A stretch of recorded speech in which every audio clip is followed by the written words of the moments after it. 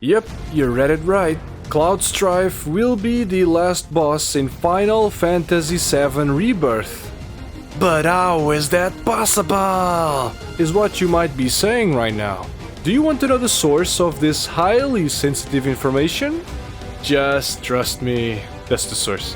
It's not like I was secretly eavesdropping on a random conversation between Nomura-san and Hamaguchi-san about Cloud being the final boss of Rebirth. Of course not.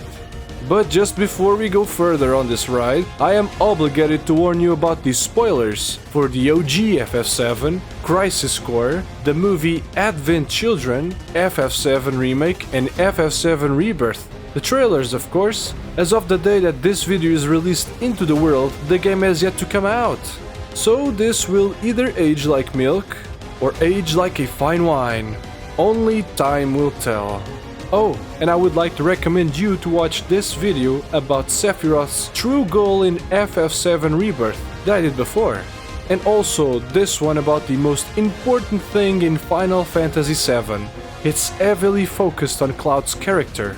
It will complement and add more to the current video you are watching now. Alright, let's continue our ride and keep on tracking.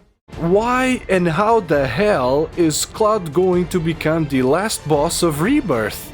Well, since you have come this far, I'm sure you know about the full story of Final Fantasy VII Original.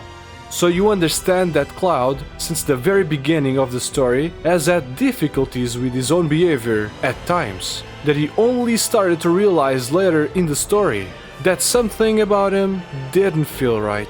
And all that unnecessary extra trauma that he went through after the Nibelheim incident was all thanks to Professor Piece of Shit Hojo. Let's all give a round of applause for Professor Piece of Shit for not only putting Cloud and Zack through a 4-year stasis experiment that led one of them to his premature death and the other one became a walking vegetable, but also for basically all of the misfortune that happened to the world ever since Jenova was discovered. You know what? Why don't we have him experiment and experience what the insides of a weapon's stomach feels like? Maybe as he decomposes from the acids, he might get an epiphany on how his actions affected the world of FF7. But that's enough of Hojo for today. Let's get back to Cloud's identity crisis, and how Sephiroth will exploit it this time in Rebirth. So, as I said before, Cloud experiences some troubles when faced in certain situations. There are some things he just can't recollect the right way. He doesn't remember, or it never even happened in the first place. I forget things everyone else remembers just fine, and know things I've got no right knowing. And this is exactly what Sephiroth took advantage of in OG FF7, and how easily he let Cloud to check his bucket list of things he needed for so that the end of the world would become a reality. But Sephiroth wanted more than that. It wasn't enough for Cloud to just do his bidding. He wanted him to suffer as much as possible. That was also shown when Sephiroth, through Jenova cells, tried to control Cloud, to the point that he would even strike down the defenseless Aerith. But thankfully, Cloud was strong enough to resist the mind control, only succumbing at the northern crater when faced with irrefutable evidence that he was not who he thought he was. Again, Sephiroth did not tell him the whole story, but it was enough to make him lose himself to Sephiroth's influence. So as you can see, we will have to go through this again in Rebirth. But Sephiroth is different now. His goals have evolved from his past self. He was not only defeated once or twice, but 3 times by Cloud. So of course things need to change, and he has also realized this. That is why throughout the FF7 Remake story, Sephiroth has given Cloud advice, encouraged him to get stronger, while also being there for him. Among other things that would make Cloud lead the path Sephiroth wants him to. Until we get to the at the northern crater. When worlds merge.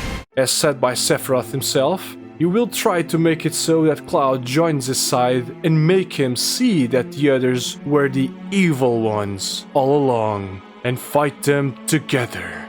Picture this. When Cloud gets the revelation that he was not who he claimed to be, losing sight of the goals and what he needed to do, he will become lost and confused like never before. And he will surely need reassurance from someone with 100% confidence. And who better to give that reassurance than Sephiroth himself? He was always by his side and did everything in the best interest of Cloud. So of course, he will choose Sephiroth's side. Nibelheim was for a good cause. There's no need to think or rationalize. Surrender yourself and everything will be just fine. Sephiroth will take care of everything.